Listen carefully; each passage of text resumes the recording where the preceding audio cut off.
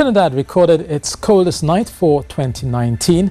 If you were along the foothills or the valleys, it would have felt particularly chilly, possibly lower than that. Here we have a selection of temperatures across Trinidad. 19.5 degrees Celsius was the low at Piarco early Monday morning.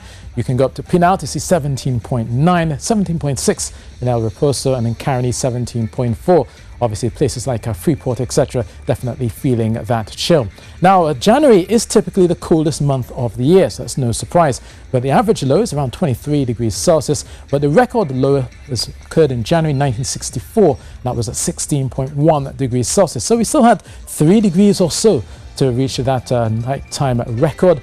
But the coldest 3-month period, usually between December and February, occurred in 1974, and that was at 20.5 over those 3 months. Now, the main reason is that by night, once you get the clear skies, you get calm, light winds, you also have very dry air.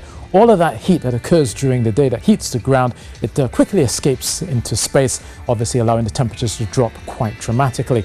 And you notice that on the satellite picture, not much cloudiness around, high pressure in charge, sinking air for the most part. We could be seeing a slight change as we go through Wednesday, possibility of a bit of cloudiness coming through, some moisture that may well trigger a shower. There's some upper level winds as well that may well enhance the possibility of that shower. Bearing in mind, it is the dry season, so it does mean that you'll get less rain than the wet season. So by night, clear and cool in Tobago, a sunny start despite that brief odd shower across the hillsides. Similarly for Trinidad, clear skies by night, sunny start for you in the morning, just a brief shower maybe coming across through Piarco and out towards Pinal for central and the southern areas as well. Apart from that brief dawn shower, you're looking at sunny spells as you go through your Tuesday. Now, we talked about the temperatures, looking at 20 degrees Celsius in Arima, 30 by day, and 22 the low in Tobago, 30 by day as well. Looking at 22 by nightfall for Wednesday, and then we talked about that cloudiness and some of those showers pushing through into Thursday for both Tobago as well as Trinidad. So you've seen temperatures by day hovering about 30 degrees Celsius, and then the sunshine comes up and it goes up by 1 degree or so, ending up at 31 on Friday. Now, heading offshore, we've been looking at those short east-northeasterly swells, but the sheltered part of Trinidad and Tobago around the Gulf of Paria remains calm with the Carronage as well as Vestini, possibly well below 1 meter there. 1.5 meters out in the Caribbean, 2 meters out in the Atlantic, and you'll notice those northeasterly winds of 10 to 15 knots carrying through Tuesday and Wednesday. We've got your high tide at 10:45 a.m., next one at 11:30 p.m.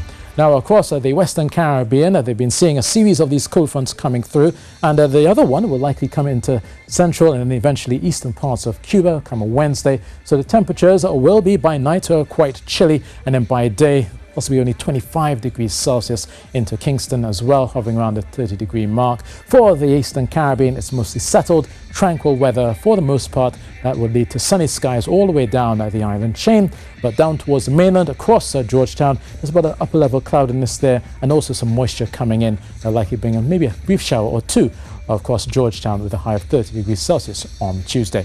But for us, another cool night, a morning shower and a comfortable 31 degrees Celsius by day. That's your weather, and that's it from me.